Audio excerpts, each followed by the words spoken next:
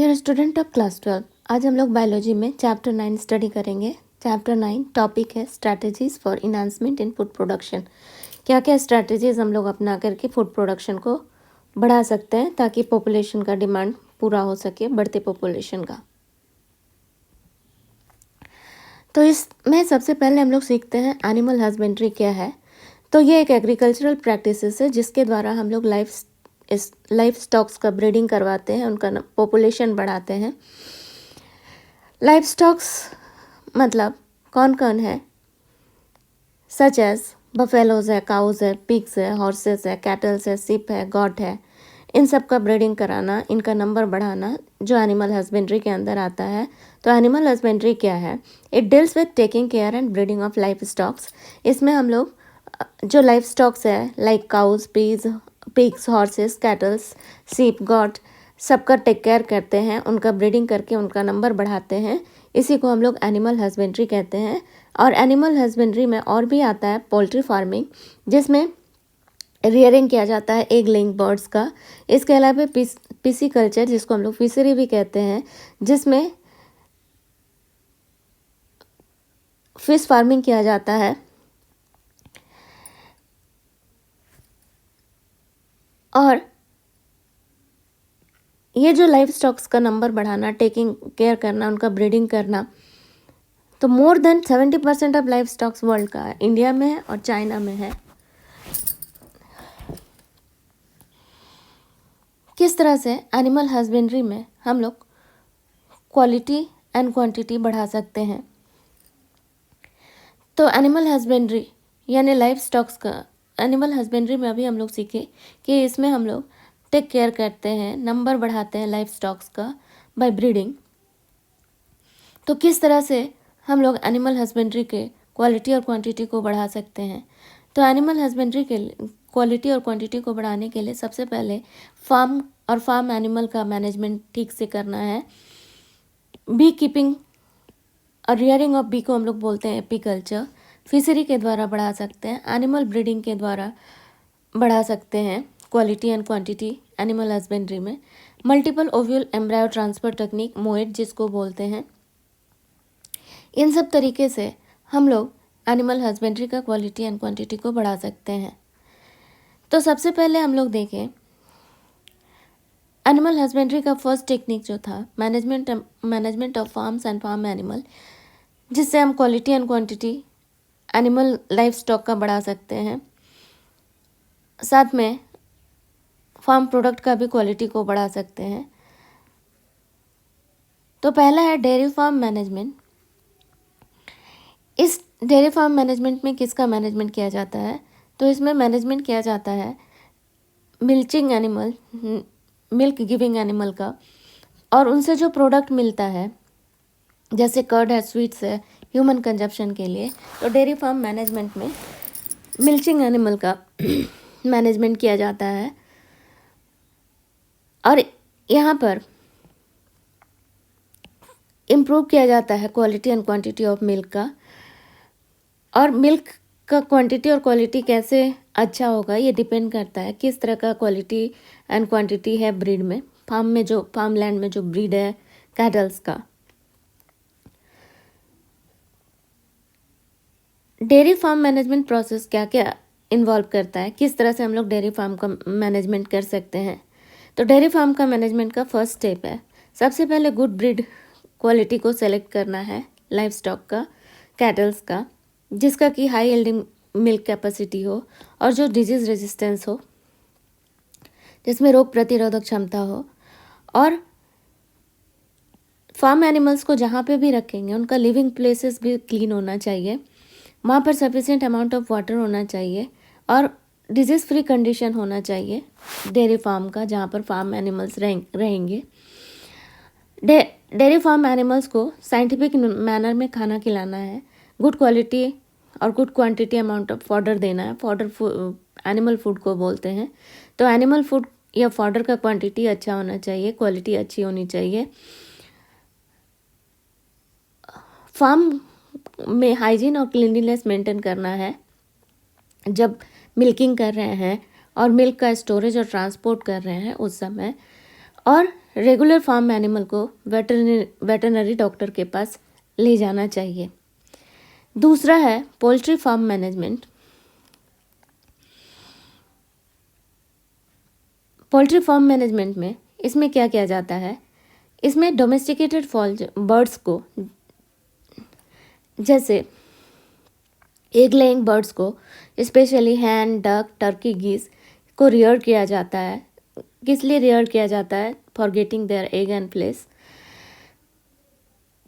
Poultry farm management में different steps हैं। किस तरह के स्टेप्स फॉलो करके हम लोग पोल्ट्री फार्म मैनेजमेंट कर सकते हैं? तो सबसे पहले पोल्ट्री ब्रीड का सिलेक्शन करना है, और पोल्ट्री ब्रीड जो है वो मस्ट बी डिजीज़ फ्री होना चाहिए, और उनका हाउसिंग जो उनके लिए घर बनाया जाएगा फार्म में वो भी प्रॉपर एंड हाइजीनिक होना चाहिए और क्लीन होना चाहिए। पोल्ट्री बर्ड को समय समय पर प्रॉपर फूड और वाटर देना चाहिए। उनके भी हेल्थ केयर और हाइजीन का पूरा ध्यान रखना चाहिए।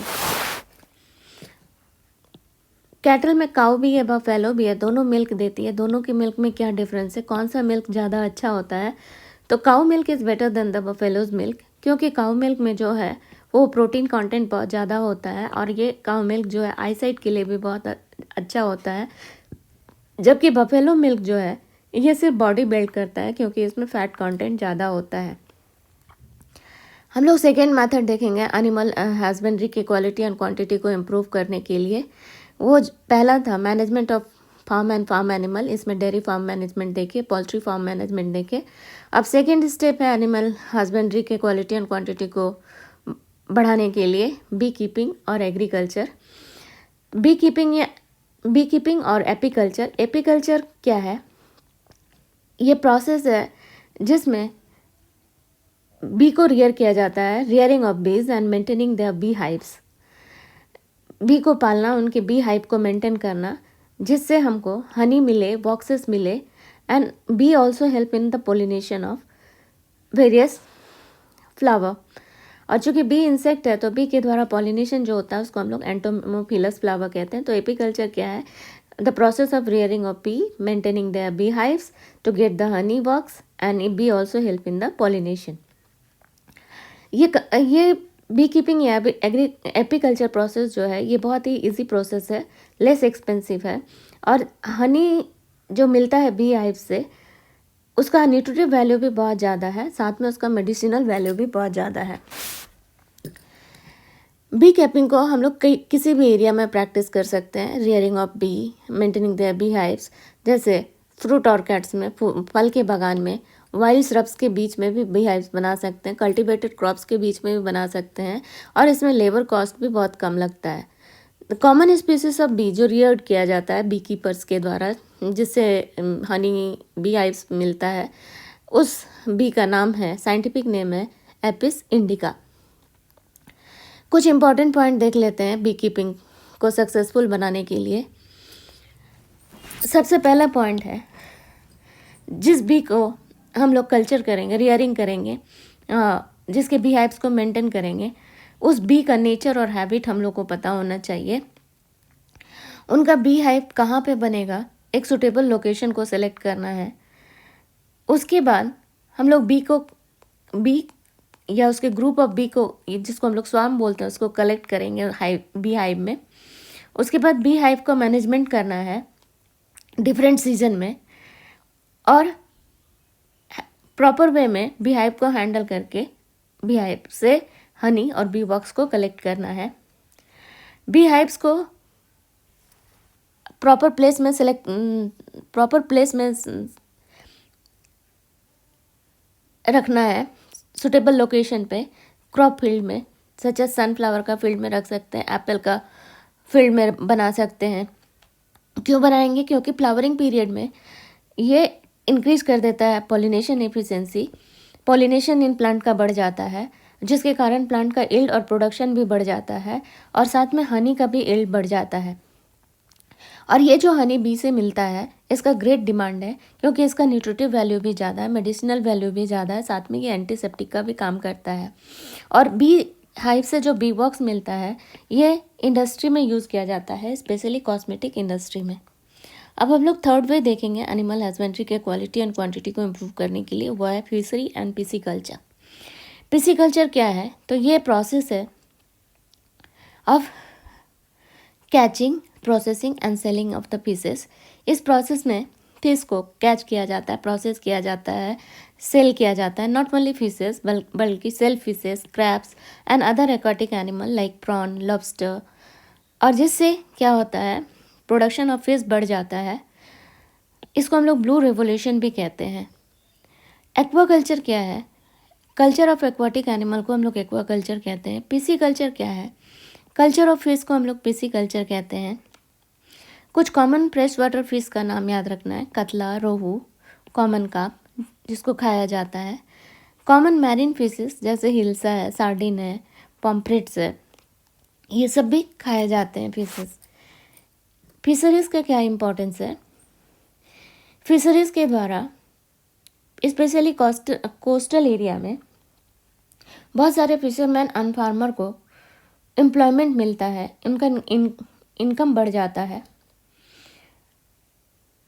और फिशरीज़ या पिसिकल्चर में बहुत सारे टेक्निक हैं, जैसे एक्वाकल्चर है, पिसिकल्चर है, जिससे हम लोग बढ़ते पॉपुलेशन में फिश का डिमांड को पूरा कर सकते हैं।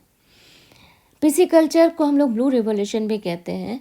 इसके द्वारा फिश का प्रोडक्शन या अदर एक्वाटिक एनिमल का प्रोडक्शन लार्ज अमाउंट में बढ़ गया।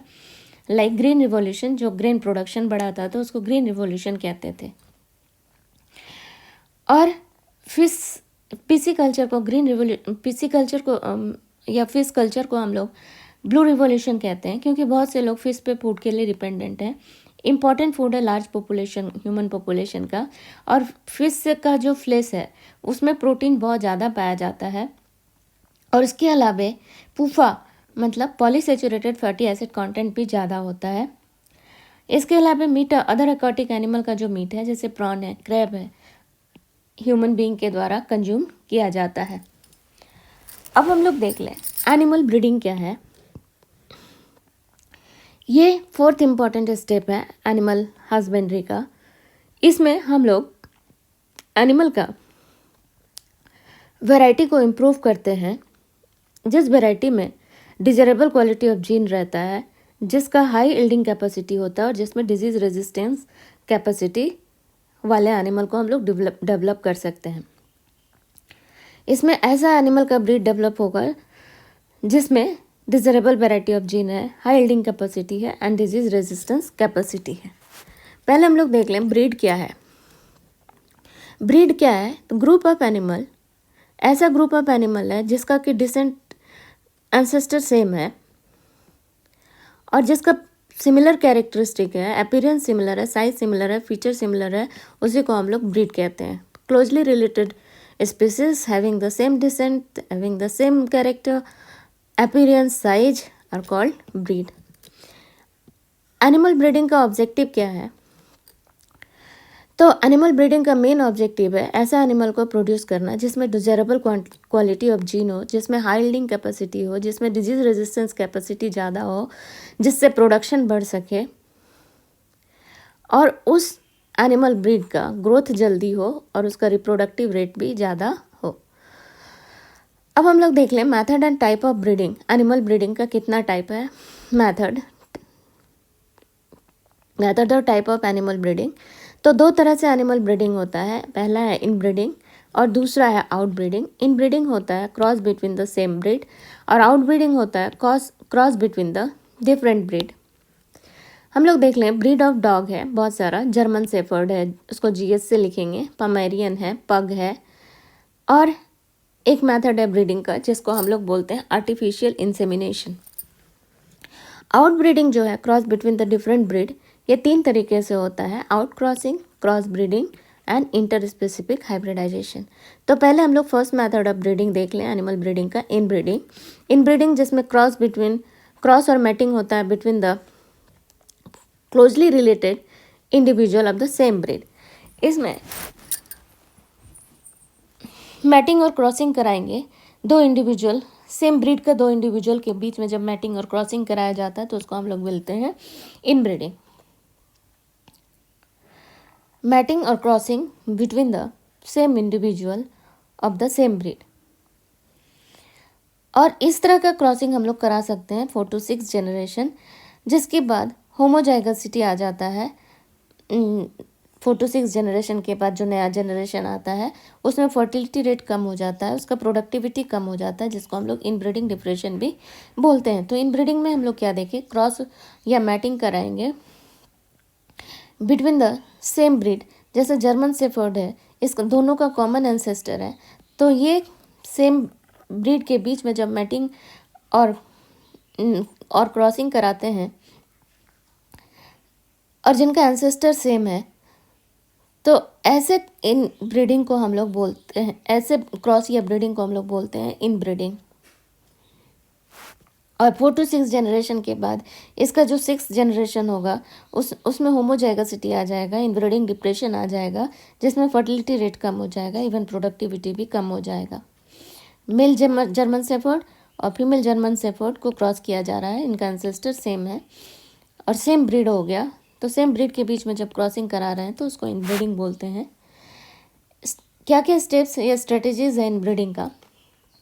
तो इनब्रीडिंग के समय में जब क्रॉस और मैटिंग कराएंगे between the two closely related breed और same breed having the common ancestor, तो उस समय में सुपीरियर मेल को सेलेक्ट करना है, superior female of same breed को सिलेक्ट करना है।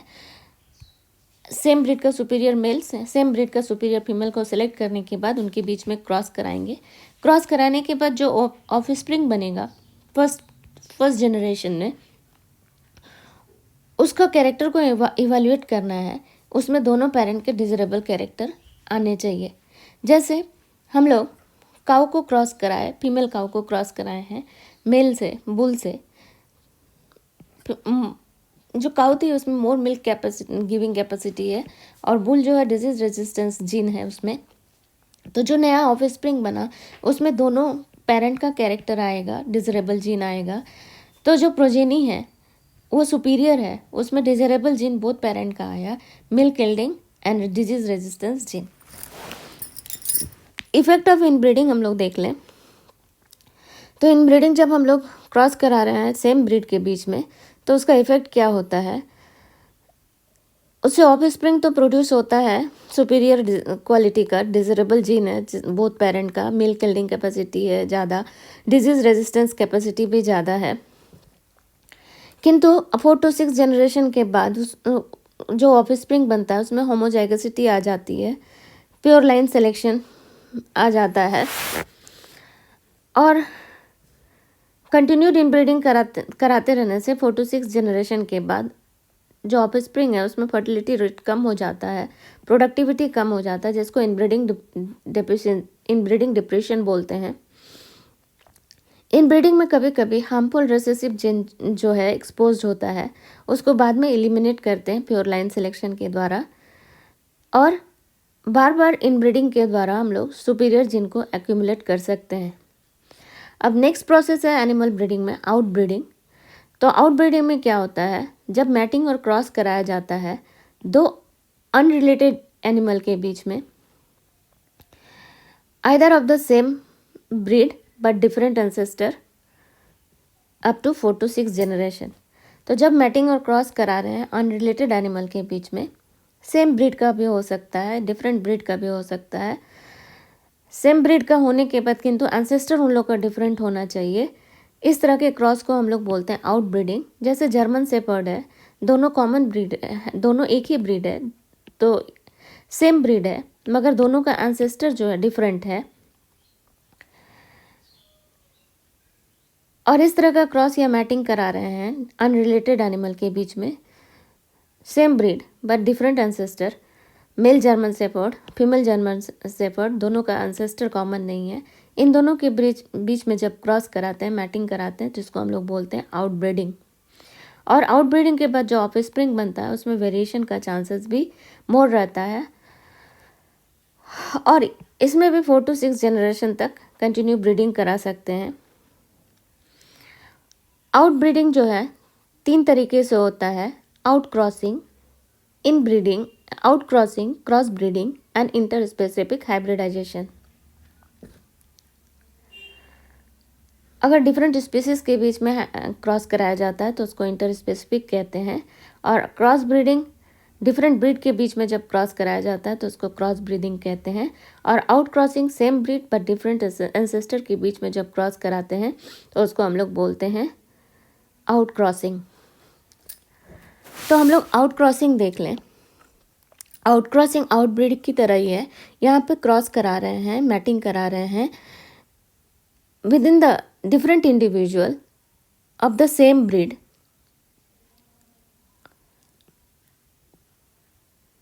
किंतु दोनों का एंसेस्टर कॉमन नहीं है। तो इस तरह के क्रॉसिंग को हम लोग बोलते हैं आउट क्रॉसिंग। जैसे जर्मन शेपर्ड मेल है और उसको फीमेल के साथ क्रॉस करा रहा है तो इसका एंसेस्टर 1 है, इसका एंसेस्टर 2 है, कॉमन एंसेस्टर नहीं है।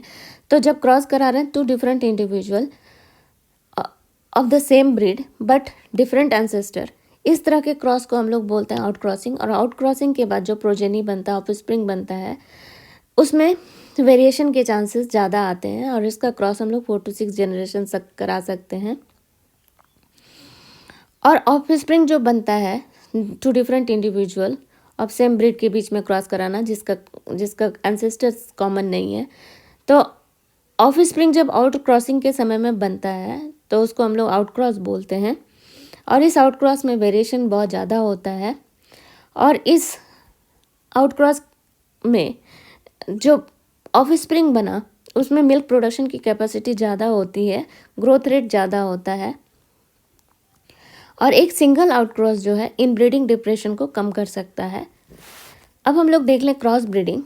क्रॉस ब्रीडिंग किसको बोलते हैं? अगर मैटिंग या क्रॉस कराया जाता है टू डिफरेंट ब्रीड के बीच में, उसको हम लोग बोलते हैं क्रॉस ब्रीडिंग।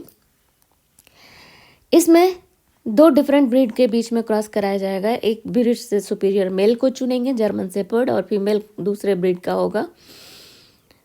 और superior male of one breed को क्रॉस या मैट कराएंगे superior female of another breed से, और जिसके कारण जो ऑफस्प्रिंग बनेगा उसमें दोनों ब्रीड का डिजरेबल क्वालिटी एक्यूमुलेट होगा प्रोजेनिया ऑफस्प्रिंग में। तो 2 डिफरेंट ब्रीड के बीच में क्रॉस करा रहे हैं। ये डॉग का 2 डिफरेंट ब्रीड है, जर्मन शेपर्ड मेल, उसका सुपीरियर क्वालिटी को सिलेक्ट किए, और दूसरा ब्रीड डॉग का पग, उसमें फीमेल का सुपीरियर क्वालिटी को सिलेक्ट किए। दोनों के बीच में क्रॉस करा रहे हैं। स्पीसीज डॉग का सेम है बट डिफरेंट ब्रीड है। अब इन दोनों डिफरेंट ब्रीड के बीच में जब क्रॉस कराएंगे तो जो ऑफस्प्रिंग बनेगा उसमें दोनों ब्रीड का डिजरेबल क्वालिटी दिखाई देगा और ये ब्रीड को हम लोग कमर्शियल प्रोडक्शन के लिए यूज़ कर सकते हैं। जैसे सिप का नया ब्रीड बना था हिसरडेल, पंजाब में डेवलप किया गया था। मेटिंग और क्रॉस कराने के बाद 2 डिफरेंट ब्रीड के बीच में, बीकानेरी इविस और मैरिनो रैम के बीच में जब क्रॉस कराया गया 2 डिफरेंट ब्रीड के बीच में, तो सिप का एक नया ब्रीड बना जिसको हम लोग बोलते हैं हिसरडल, और इसको कमर्शियल पर्पस में यूज़ किया जाता है। इंटर स्पेसिफिक हाइब्रिडाइजेशन क्या है?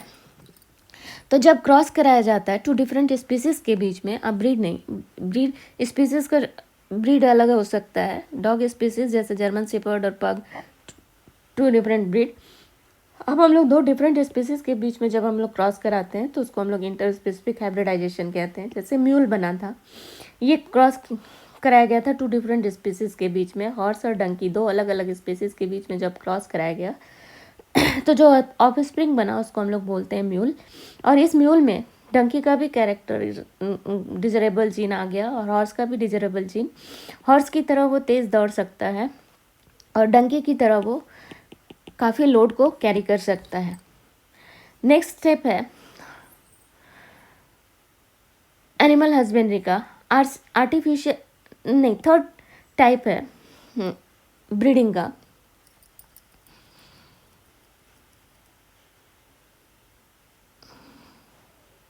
आउट ब्रीडिंग का आर्टिफिशियल इंसेमिनेशन। ये इसको हम लोग, इस मेथड को हम लोग कंट्रोल ब्रीडिंग भी कहते हैं। इसमें सिलेक्टेड मेल पेरेंट का सीमेन को कलेक्ट किया जाता है और उसको इंट्रोड्यूस किया जाता है फीमेल रिप्रोडक्टिव ट्रैक्ट में artificially through the injection. Naturally नहीं किया जा सकता है, इसलिए इसको हम लोग आर्टिफिशियल इंसेमिनेशन कहते हैं। ये आउटब्रीडिंग का टेक्निक है। आउटब्रीडिंग एनिमल में आउटब्रीडिंग का थर्ड टेक्निक है आर्टिफिशियल इंसेमिनेशन, और इसको हम लोग कंट्रोल ब्रीडिंग कहते हैं।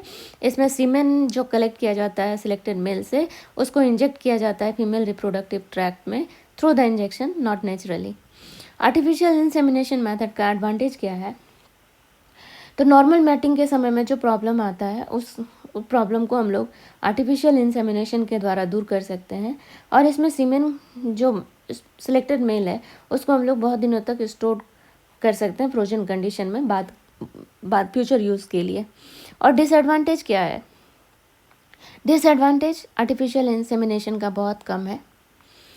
तो हम लोग जितना भी मेथड देखें एनिमल ब्रीडिंग का, पहला था इन ब्रीडिंग, दूसरा था आउट ब्रीडिंग। आउट ब्रीडिंग में भी हम लोग पढ़े out crossing, cross breeding, inter specific hybridization, artificial insemination.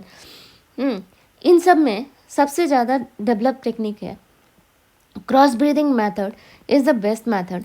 Cross breeding में हम लोग क्या किए थे? क्रॉस या मैटिंग कराए थे टू डिफरेंट ब्रीड के बीच में। और क्रॉस ब्रीडिंग मेथड जो है वो बेस्ट मेथड क्यों है? क्योंकि इस मेथड के द्वारा जब हम लोग दो डिफरेंट ब्रीड के बीच में क्रॉस कराते हैं, जैसे एक बार जर्मन शेपर्ड और पग के बीच में क्रॉस कराए, तो जब क्रॉस कराते हैं तो फर्स्ट जनरेशन में जो ऑफस्प्रिंग मिलता है उसमें दोनों ब्रीड का सुपीरियर ट्रेट आ जाता है, गुड क्वालिटी ऑफ या डिजरेबल क्वालिटी ऑफ जीन आ जाता है ऑफ बोथ द पेरेंट। और उसके बाद ये जो ब्रीड बनता है वो फर्टाइल होता है और उसमें इनब्रीडिंग डिप्रेशन नहीं दिखाई देता है। अब हम लोग नेक्स्ट टेक्निक देख लें, multiple ovule embryo transfer technique, या इसको हम लोग मोएड बोलते हैं। इस टेक्निक में क्या किया जाता है? फीमेल में फॉलिकल स्टिमुलेटिंग हार्मोन का इंजेक्शन दिया जाता है, जिससे फीमेल के ओवरी में नंबर ऑफ एग का प्रोडक्शन बढ़ जाता है, ओवा का प्रोडक्शन बढ़ जाता है, फीमेल गैमेट का प्रोडक्शन बढ़ जाता है फॉलिकल स्टिमुलेटिंग हार्मोन के इंजेक्शन देने से। ओवरी में 4 to 6 एग या ओवा बन जाते हैं, जिससे हम लोग मल्टीपल ओवा कहते हैं।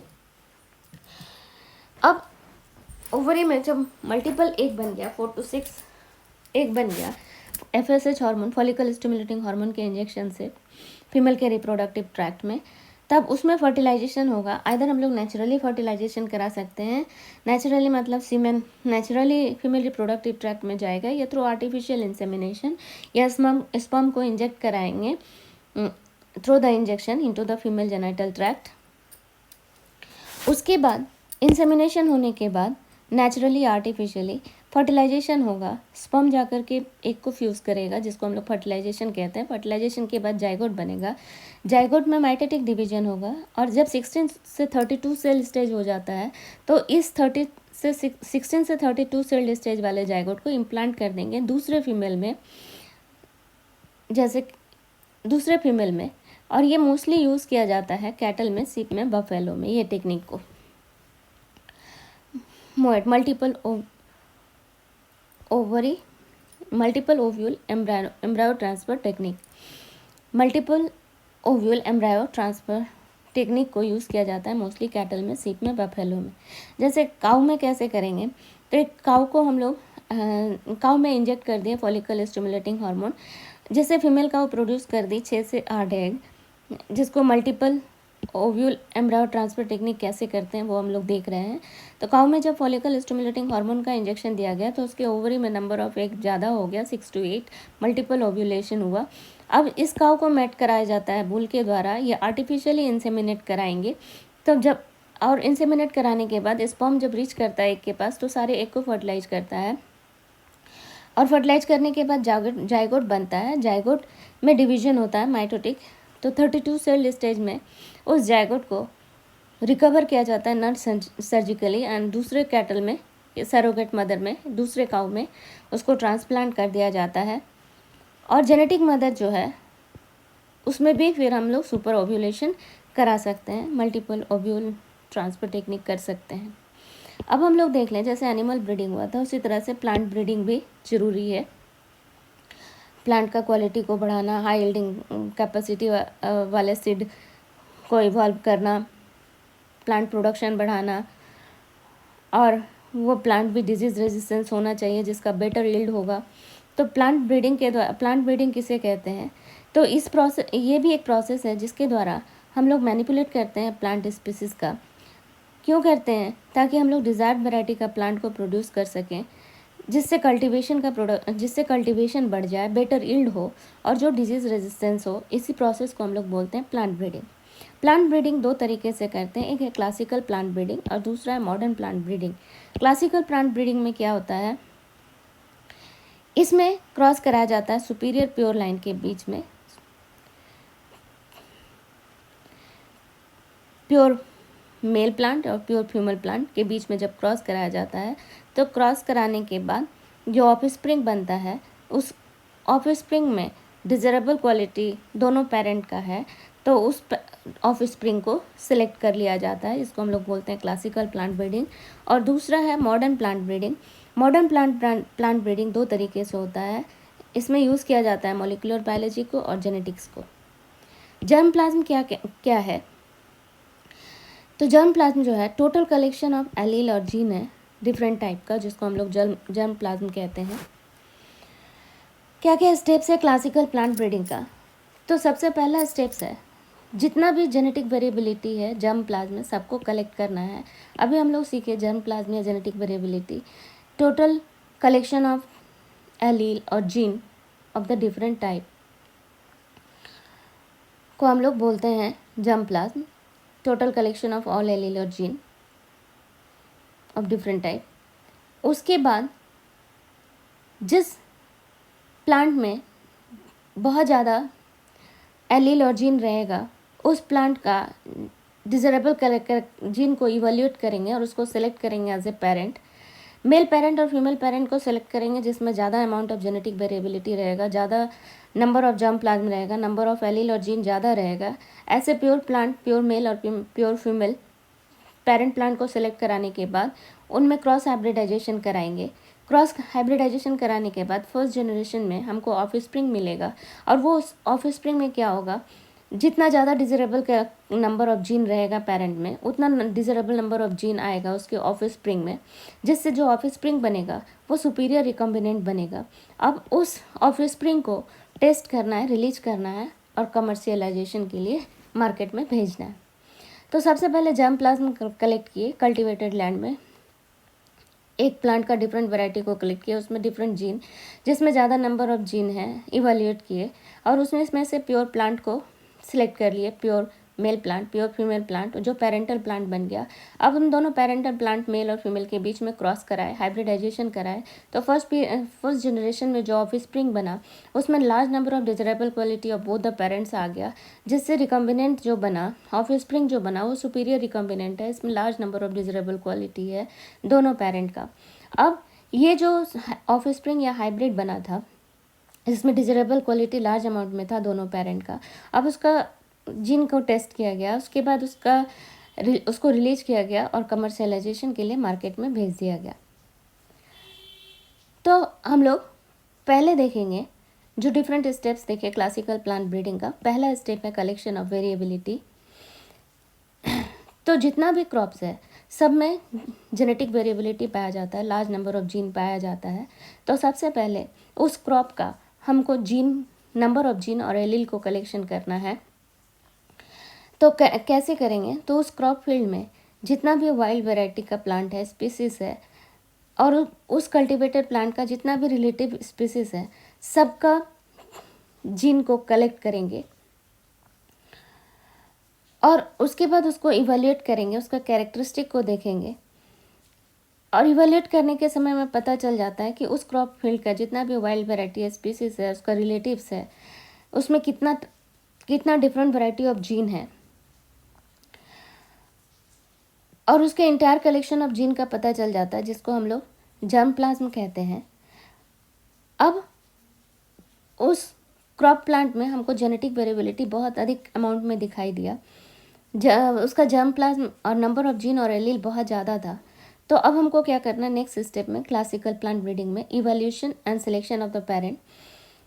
जब हम लोग प्लांट का एंटायर जीन कलेक्शन कर लिए, जर्म प्लाज्म कलेक्ट कर लिए, तो अब उसके जीन को इवैल्यूएट करेंगे और आइडेंटिफाई करेंगे कौन सा डिज़ायरेबल कॉम्बिनेशन हमको ऑफस्प्रिंग में चाहिए।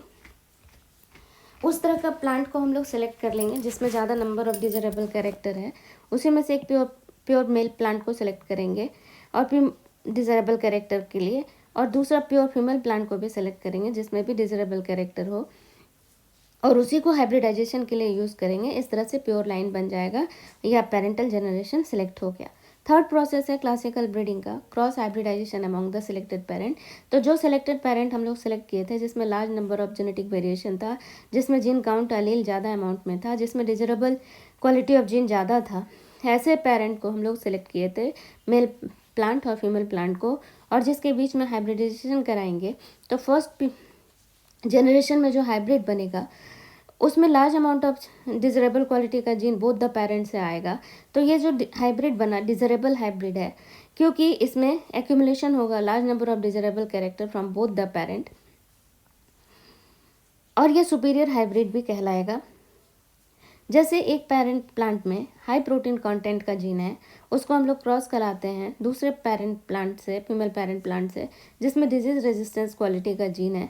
तो जब हम लोग क्रॉस कराए एक पेरेंट जिसमें हाई प्रोटीन कंटेंट है, दूसरे पेरेंट में डिजीज रेजिस्टेंस कैपेसिटी है, तो फर्स्ट जनरेशन में जो ऑफ स्प्रिंग बना, हाइब्रिड बना, उसमें दोनों पेरेंट का डिजरेबल कैरेक्टर आ जाएगा। अब ये हाइब्रिड जो है सुपीरियर क्वालिटी का है, इसमें दोनों पेरेंट का डिजरेबल जीन आ गया, प्रोटीन रिच और डिजीज रेजिस्टेंस। किंतु ये जो हाइब्रिडाइजेशन प्रोसेस है ये बहुत ही tedious and time consuming process है, क्योंकि डिजरेबल प्लांट का पोलन ग्रेन को चूज़ करना है मेल पेरेंट से, और उसको चूजन फीमेल पेरेंट के स्टिग्मा पे डालना है, और डालने के बाद भी अगर 100 या 1000 प्लांट प्रोड्यूस होता है क्रॉस के बाद, तो उसमें से एक ही प्लांट है जिसमें डिजरेबल कॉम्बिनेशन ऑफ कैरेक्टर दिखाई देता है। अब हम लोग सिलेक्शन करेंगे, selection and testing of superior recombinant. तो जो ऑफ स्प्रिंग बना, थाउजेंड्स ऑफ स्प्रिंग बना था, उसमें से एक ही ऑफ स्प्रिंग सेलेक्ट किया जिसमें डिजरेबल क्वालिटी ऑफ जीन था ऑफ बोथ द पेरेंट, और सिलेक्टेड हाइब्रिड जो था जिसमें डिजरेबल क्वालिटी ऑफ कैरेक्टर है, सुपीरियर है बोथ द पेरेंट से, इसको सेल्फ पॉलिनेटेड किए सेवरल जनरेशन तक। क्यों सेल्फ पॉलिनेशन किए? क्योंकि उसमें होमोजाइगोसिटी आ जाए और उनका कैरेक्टर जो है सेग्रीगेट हो जाए उनके प्रोजेनी में। अब हमको क्या करना है, लास्ट स्टेप है क्लासिकल ब्रीडिंग का, testing, release and commercialisation to new cultivator. अब न्यूली सेलेक्टेड हाइब्रिड जो है क्रॉस ब्रीडिंग, अब उसके बाद हम लोग जब उसमें सेल्फ पॉलिनेशन कराए थे तो उसका कैरेक्टर अलग हो गया था ऑफ स्प्रिंग में। अब न्यू सेलेक्टेड हाइब्रिड को फर्स्ट इवेल्युएट करेंगे, उसका बहुत सारा कॉपी बन गया, अब उसको हम लोग इवेल्युएट करेंगे, उस कितना यील्ड है, उसका क्वालिटी कैसा है, उसका डिजीज रेजिस्टेंस कैपेसिटी कैसा है। और ये इवोल्यूशन जो है ये लैब में किया जाता है, उसको लैब रिसर्च में ग्रुप किया जाता है, और उसका परफॉर्मेंस को रिकॉर्ड किया जाता है, और परफॉर्मेंस रिकॉर्ड किया जाता है उसको हम लोग एक प्रॉपर टाइम में इरिगेशन देंगे, फर्टिलाइज अप्लाई करेंगे, उस हाइब्रिड वैरायटी का, सिलेक्टेड हाइब्रिड वैरायटी का इवैल्यूएशन करना है, प्रॉपर एप्लीकेशन ऑफ फर्टिलाइजर करके, इरिगेशन देके, और उसका डिफरेंट क्वालिटी को हम लोग को इवैल्यूएट करना है, उसका डिजीज रेजिस्टेंस कैपेसिटी क्या है, उसका यील्ड क्या है। उसके बाद इवैल्यूएशन करने के बाद जब हमको रिजल्ट मिल जाता है तो उसको मटेरियल को ट्रांसफ़र किया जाता है फार्मर्स फील्ड में। अब हम लोग देख लें ग्रीन रिवॉल्यूशन क्या है। तो हमारे इंडिया में कल्टिवेटेड लैंड जो है लिमिटेड है, और लार्ज पॉपुलेशन का फूड डिमांड को पूरा करना है। तो इंडिया में कल्टिवेटेड लैंड कम है, तो हम लोगों को मैक्सिमम यील्ड करना है पर यूनिट एरिया में, फार्मलैंड के पर यूनिट एरिया में मैक्सिमम यील्ड बढ़ाना है, जिसको हम लोग ग्रीन रिवॉल्यूशन कहते हैं, जिससे पूरा पॉपुलेशन का फूड डिमांड को पूरा कर सकें। तो इसलिए ग्रीन रिवॉल्यूशन लाने के लिए और लिमिटेड लैंड एरिया में प्रोडक्टिविटी, क्रॉप प्रोडक्टिविटी को बढ़ाने के लिए हाई यील्डिंग वैरायटी का व्हीट सीड को यूज़ किया गया, जैसे कल्याण सोना, सोनालिका, राइस का कुछ ब्रीड को यूज़ किया गया, रत्ना, जया 1960 में, और जिसके कारण देखा गया कि high yielding variety of wheat और राइस का यूज़ करने से ड्रामेटिक इंक्रीज हो गया फूड प्रोडक्शन में हमारे कंट्री में, जिसको हम लोग ग्रीन रिवॉल्यूशन बोल सकते हैं। लिमिटेड एरिया में प्रोडक्शन बहुत ज़्यादा बढ़ गया, क्रॉप प्रोडक्टिविटी ज़्यादा बढ़ गया, जिसको हम लोग ग्रीन रिवॉल्यूशन कहते हैं। वीट का ये स्मॉल वेराइटी, ड्वार्फ वेराइटी, जैसे कल्याण सोना, सोनालिका जो डेवलप किया गया था, हाई यील्डिंग वेराइटी था। इसका यूज़ करने से प्रोडक्शन जो पहले वीट का 11 मिलियन टन था, अभी 75 मिलियन टन हो गया 1960 में। और राइस प्रोडक्शन जो पहले 39.5 मिलियन टन था, अभी 89.5 मिलियन टन हो गया। और ये पॉसिबल हुआ व्हीट और राइस का सेमी ड्वार्फ वैरायटी के डेवलप होने के कारण। तो इंक्रीज हो गया ग्रेन प्रोडक्शन मेनी फोल्ड। इसको हम लोग बोलते हैं green revolution by using the semi dwarf variety of wheat and rice. Father of plant breeding हम लोग बोलते हैं वर्ल्ड का नॉर्मन ई बोरलॉग को। इनके लिए उसके और इन ग्रीन रिवॉल्यूशन लाने के कारण इनको नोबेल प्राइज़ दिया गया। और इन्होंने ही डेवलप किया था सेमी ड्वार्फ वैरायटी व्हीट का मैक्सिको में। So high yielding variety of seed, use of fertilizer और इरिगेशन मेथड सबको डेवलप करके क्रॉप प्रोडक्शन को मेनी फोल्ड बढ़ाना इंडिया में, और इंडिया सेल्फ सफिशिएंट हो गया फूड ग्रेन प्रोडक्शन में, जिसको हम लोग क्या बोलते हैं ग्रीन रिवॉल्यूशन। इंडिया में ग्रीन रिवॉल्यूशन को फर्स्ट इंट्रोड्यूस किए थे MS स्वामीनाथन, इसलिए father of plant breeding India में बोलते हैं MS स्वामीनाथन को। और इनके semi dwarf variety of wheat and rice को यूज़ करने से इंडिया में भी ग्रेन का प्रोडक्शन 3 टाइम्स बढ़ गया था। कुछ hybrid variety semi dwarf variety wheat का राइस का, जिसके कारण इंक्रीज हो गया प्रोडक्शन 3 फोल्ड, जिसको ग्रीन रिवॉल्यूशन कहते हैं। तो व्हीट का कुछ सेमी ड्वार्फ वैरायटी है, जैसे कल्याण सोना है, सोनालिका है, ये हाई यील्डिंग वैरायटी भी है। राइस का सेमी ड्वार्फ वैरायटी है IR8, जया, रत्ना, और इसको डेवलप किया IRRI, Indian rice research institute. उसी तरह से शुगर कैन का भी वैरायटी को इम्प्रूव किया गया। शुगर कैन का 2 वैरायटी था, सैकरम बारबेरी, ये मोस्टली नॉर्थ इंडिया में ग्रो कराया जाता था, इसमें शुगर कंटेंट बहुत कम था। और दूसरा वैरायटी था सैकरम ऑफिसिनेरम, जो साउथ इंडिया में ग्रो कराया जाता था। और सैकरम ऑफिसिनेरम का जो शुगर का वैरायटी था, ब्रीड था, इसमें इसका स्टेम जो था थिक था, इसमें शुगर कंटेंट ज़्यादा था, किंतु इस साउथ इंडियन वैरायटी को हम लोग नॉर्थ इंडिया में ग्रो नहीं कर सकते थे। तो फिर दोनों के बीच में क्रॉस कराया गया और हाइब्रिड बना, जो सुपीरियर क्वालिटी का हाइब्रिड बना, जिसमें दोनों के कैरेक्टरिस्टिक्स शुगर केन के आ गए, सैकरम बारबेरी का भी, सैकरम ऑफिसिनेरम का भी, और इसमें डिजरेबल कैरेक्टर आ गया। अब इस शुगर केन का हाइब्रिड वैरायटी को हम लोग नॉर्थ इंडिया में भी ग्रो कर सकते हैं, जिसमें थिक स्टेम हो गया और हाई शुगर कंटेंट आ गया। व्हीट का और एक हाई यील्डिंग वैरायटी है हिमगिरी। मिलेट क्या है हाइब्रिड ऑफ मेज, ज्वार बाजरा को हम लोग मिलेट्स बोलते हैं। मस्टर्ड का हाइब्रिड वैरायटी है पूसा स्वामी। बीन का पूसा सेम, पूसा सेम 2, लेडी फिंगर, पूसा स्वामी। अब प्लांट में डिजीजेस भी होता है, जैसे फंगल डिजीज। व्हीट में जो डिजीज़ है उसका नाम है ब्राउन रस्ट ऑफ व्हीट, और इसका करने वाला जो फंगस है उसका नाम है पक्सिनिया ग्रामिनिस ट्रिटिसी। उसी तरह से शुगर केन में रेड रोड शुगर केन होता है, जिसको करने वाला फंगस है कोलेटोट्रिकम फल्केटम। लेट ब्लाइट ऑफ पोटैटो, इसको करने वाला जो फंगस है उसका नाम है फाइटोप्थोरा इन्फेस्टांस। इसके अलावा बैक्टीरिया भी प्लांट को इन्फेक्ट करता है, प्लांट में डिजीज़ प्रोड्यूस करता है, जैसे black rust of crucifer. Viral infection भी होता है प्लांट में, जैसे टोबैको प्लांट में टोबैको मोज़ेक वायरस के इन्फेक्शन से टोबैको मोज़ेक डिजीज़ होता है। तो plant breeding disease resistance plant को बनाने के लिए भी किया जाता है। तो डिजीज़ रेजिस्टेंस प्लांट हम लोग कैसे बना सकते हैं प्लांट ब्रीडिंग में? कन्वेंशनल ब्रीडिंग के द्वारा, म्यूटेशनल ब्रीडिंग के द्वारा, जेनेटिकल इंजीनियरिंग के द्वारा और टिश्यू कल्चर के द्वारा। बट बेस्ट मेथड है डिजीज़ रेजिस्टेंस प्लांट डेवलप करने का प्लांट ब्रीडिंग में टिश्यू कल्चर। टोटीपेटेंसी क्या है? अगर हम लोग सिंगल सेल से होल प्लांट को डेवलप करते हैं, तो प्लांट का इस कैपेसिटी को हम लोग टोटीपोटेंसी बोलते हैं, the capacity of developing a whole plant from the single cell. Explant क्या है? तो any part of the plant taken out, और कोई भी प्लांट पार्ट को प्लांट से ले करके उसको ग्रो किया जाता है टेस्ट ट्यूब में और एज ए प्लांट, तो उसको हम लोग बोलते हैं एक्सप्लांट। माइक्रो प्रोपागेशन क्या है? माइक्रो प्रोपागेशन को टिश्यू कल्चर भी कहते हैं। ये फास्टेस्ट मेथड है producing thousands of the plant from the single cell और the tissue of the plant. Plant का एक सेल या एक टिश्यू से हम लोग थाउजेंड ऑफ द प्लांट बहुत जल्दी प्रोड्यूस कर सकते हैं। इसको हम लोग टिश्यू कल्चर भी कहते हैं। और थाउजेंड्स ऑफ द प्लांट जो सिंगल सेल से बना है, सब एक दूसरे का क्लोन है, क्योंकि सब एक दूसरे से आइडेंटिकल हैं और इवन कि अपने पेरेंट्स से भी आइडेंटिकल हैं। और क्लोन बनाने के समय में जो कॉपी बनता है, कॉपी ऑफ सेल बनता है, ए मास ऑफ सेल बनता है, जिसको हम लोग बोलते हैं callus by cell division. Tissue culture और माइक्रो प्रोपागेशन में कौन सा मीडियम हम लोग यूज़ कर रहे हैं टिश्यू कल्चर के लिए, माइक्रो प्रोपागेशन के लिए?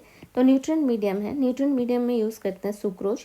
सुक्रोज क्यों यूज़ करते हैं? तो इसमें कार्बन होता है, ये सोर्स ऑफ एनर्जी है। इसके साथ साथ टिश्यू कल्चर में जो टिश्यू में न्यूट्रिएंट मीडियम लेते हैं उसमें इनऑर्गेनिक सॉल्ट भी रहता है, विटामिन भी रहता है, और हार्मोन जैसे ग्रोथ रेगुलेटर, ऑक्सिन और साइटोकाइनिन का भी यूज़ करते हैं। और मेनली हम लोग मेरिस्टेमेटिक टिश्यू यूज़ करते हैं, एपिकल एक्सिलरी बर्ड का, जो वायरस फ्री होता है, जिसके द्वारा हम लोग डिजीज रेजिस्टेंस प्लांट डेवलप कर सकते हैं। टिश्यू कल्चर और माइक्रो प्रोपागेशन तब समझ में आ गया कि क्या मेथड है। ये मेथड है growing fastly thousands of the plant from the single cell और द टिश्यू, जिसको हम लोग एक्सप्लांट कहते हैं। और इससे थाउजेंड्स ऑफ द प्लांट जो सिंगल सेल या टिश्यू से डेवलप हुआ, सब एक दूसरे से आइडेंटिकल होता है, जिसके कारण उसको क्लोन भी कहते हैं। और इवन के पेरेंट प्लांट से भी आइडेंटिकल होता है। और जब एक सेल डिवाइड करता है तो मास ऑफ द सेल बनाता है आइडेंटिकल सेल, जिसको हम लोग कैलस भी कहते हैं। और माइक्रो प्रोपागेशन या टिश्यू कल्चर दो तरीके से होता है, soma clone and somatic hybridisation. Soma clone क्या है? टिश्यू कल्चर के बाद जो प्लांट डेवलप होता है वो जेनेटिकली आइडेंटिकल होता है एक दूसरे से, इवन कि पेरेंट प्लांट से भी, उसको हम लोग बोलते हैं सोमा क्लोन। तो सेल लिए थे टेस्ट ट्यूब में, जिसमें न्यूट्रिएंट मीडियम था, विटामिन था, इनऑर्गेनिक सॉल्ट था और ग्रोथ रेगुलेटर था। उसमें सेल डिवाइड किया, मास ऑफ सेल बना, जिसको कैलस कहते हैं। इसमें ऑर्गन डिफ्रेंशिएशन शुरू हुआ, रूट बना, स्टेम बना, इसको ट्रांसफ़र कर दिए फील्ड में। और ये जो थाउजेंड्स ऑफ द प्लांट एक साथ प्रोड्यूस हो रहा है, ये सब एक दूसरे से आइडेंटिकल हैं जेनेटिकली, इवन के पेरेंट्स से भी आइडेंटिकल हैं। इसको हम लोग बोलते हैं सोमा क्लोन। देखिए सोमेटिक हाइब्रिडाइजेशन, तो जब हाइब्रिडाइजेशन किया जाता है सोमेटिक दो प्लांट के सोमेटिक पार्ट के बीच में, उसको हम लोग बोलते हैं सोमेटिक हाइब्रिडाइजेशन। जैसे प्रोटोप्लाज्म ऑफ वन प्लांट लिए डिजरेबल कैरेक्टर और उसको ट्रांसफ़र कर दिए न्यू प्लांट में, तो हाइब्रिड जो बना वो न्यू प्लांट में डेवलप हो सकता है। जैसे टोमेटो का प्रोटोप्लाज्म लिए, उसको ऐड कर दिए पोटैटो के प्रोटोप्लाज्म में, तो जो हाइब्रिड बना उसमें पोटैटो और टोमेटो दोनों का कैरेक्टर है, किंतु इस तरह के प्लांट में टोमेटो फॉर्मेशन ही होता है। अब हम लोग देख लें स्टेप्स ऑफ टिश्यू कल्चर क्या क्या है। तो फर्स्ट स्टेज है stabilising of explant. Explant source कहाँ से लेंगे? तो प्लांट का सॉफ्ट वुड या सूट से टिश्यू या सेल्स को लेंगे। उसके बाद वो जो सूट या टिश्यू सॉफ्ट वुड या सूट से जो टिश्यू लिए या सेल लिए, जो एक्सप्लांट लिए, उसको इस्टेब्लिश करेंगे कल्चर मीडियम में 2 या 3 महीने के लिए। अब हम लोग देखेंगे स्टेज 2 में क्या हुआ। तो पहला साइकिल 1 में हम लोग देख रहे हैं कि मास ऑफ द सेल बना कैलस, उसमें स्मॉल क्लस्टर ऑफ रूट बनाने लगा। साइकिल 2 में हम देख रहे हैं कि स्मॉल क्लम्प ऑफ सूट भी ग्रो करने लगा 2 से 3 महीने में। और नॉर्मल साइकिल 3 में देख रहे हैं कि नॉर्मल इंक्रीज हुआ 2 महीने में। अब स्टेज 3 में रूटिंग होगा। तो अब टिश्यू कल्चर में जो प्लांट डेवलप हुआ था, नॉर्मल इंक्रीज हो गया रूट और सूट डेवलप होने के बाद साइकिल 3 में। अब या तो उसको हम लोग इन विट्रो डेवलप करने देंगे या एक्स विट्रो डेवलप करने देंगे। तो जो रूट डेवलप हुआ था उसको रूट करेंगे कल्चर मीडियम में 1 महीने तक रहने देंगे या एक्स विट्रो। अब वहाँ से टिश्यू टेस्ट ट्यूब से निकाल करके प्लांट को डायरेक्टली रूट करेंगे सॉइल में, 1 से 2 महीने के लिए ऑब्जर्वेशन में रखेंगे। उसके बाद स्टेज 4 में अब उसको हम लोग फील्ड में ट्रांसफ़र किए, उसको एक्लेमेटाइजेशन होने दिए, उसको एनवायरनमेंट से एडजस्ट होने दिए। ये सब नर्सरी में ही किया जा रहा है। उसके बाद उसको फार्मर्स को दे दिया जाता है फील्ड में ग्रो करने के लिए। तो अभी हम लोग प्लांट ब्रीडिंग पढ़े, क्या है इम्पॉर्टेंट प्लांट ब्रीडिंग का, क्या है ऑब्जेक्टिव प्लांट ब्रीडिंग का। तो प्लांट ब्रीडिंग का मेन ऑब्जेक्टिव है जो प्लांट है उसका न्यूट्रिशनल कंटेंट को बढ़ाना, जिसको हम लोग बायो फोर्टिफिकेशन बोलते हैं। इसके अलावा प्लांट में प्रोटीन कंटेंट का बढ़ाना, प्रोटीन की क्वालिटी को बढ़ाना, प्लांट के ऑयल कंटेंट को बढ़ाना, उसकी क्वालिटी को बढ़ाना, प्लांट में विटामिन कंटेंट को बढ़ाना और प्लांट के माइक्रो न्यूट्रिएंट और मिनरल कंटेंट को बढ़ाना प्लांट ब्रीडिंग का मेन ऑब्जेक्टिव है। बायो फोर्टिफिकेशन किसे बोलते हैं? तो प्लांट का न्यूट्रिशनल क्वालिटी को एनहांस करना। और न्यूट्रिशनल क्वांटिटी कैसे इम्प्रूव होगा, प्लांट का कैसे बढ़ेगा? तो हम लोग न्यूट्रिशनल क्वालिटी को बढ़ाएंगे प्लांट में bye improving the content and quality of protein, plant में बढ़ा करके, क्वालिटी बढ़ा करके, फैट का क्वालिटी कंटेंट को बढ़ा करके, विटामिन का क्वालिटी और कंटेंट को बढ़ा के, मिनरल माइक्रोन्यूट्रिएंट का क्वांटिटी या क्वालिटी को बढ़ा करके प्लांट का जब न्यूट्रिशनल क्वालिटी इनहांस हो जाता है तो इसको हम लोग बोलते हैं बायोफोर्टिफिकेशन। और बायोफोर्टिफिकेशन के द्वारा जो न्यूट्रिशनल इनरिचमेंट होता है प्लांट का, ये पब्लिक हेल्थ को भी इम्प्रूव करता है। जैसे गोल्डन राइस जो प्लांट है बायोफोर्टिफिकेशन के द्वारा डेवलप किया गया। राइस में जनरली रिच होता है कार्बोहाइड्रेट से, मगर इसमें फोर्टिफिकेशन किया गया, न्यूट्रिशनल एनहांसमेंट किया गया विटामिन के साथ। एससीपी क्या है? सिंगल सेल प्रोटीन है। एग्जाम्पल है स्पाइरुलिना एल्गी। ये प्रोटीन रिच होता है और एस्ट्रोनॉट के द्वारा फूड के हिसाब से यूज़ किया जाता है। माइक्रोब्स को भी फूड के हिसाब से यूज़ करते हैं क्योंकि ये रिच सोर्स ऑफ प्रोटीन है। माइक्रो ऑर्गेनिज्म स्मॉल होता है बहुत साइज में, बट टन्स ऑफ प्रोटीन बनाता है क्योंकि इसका प्रोडक्शन रेट जो होता है बहुत ज़्यादा होता है, higher rate of biomass production. इस तरह से चैप्टर 9 कंप्लीट हुआ। अब हम लोग नेक्स्ट दिन चैप्टर 10 करेंगे। Thank you.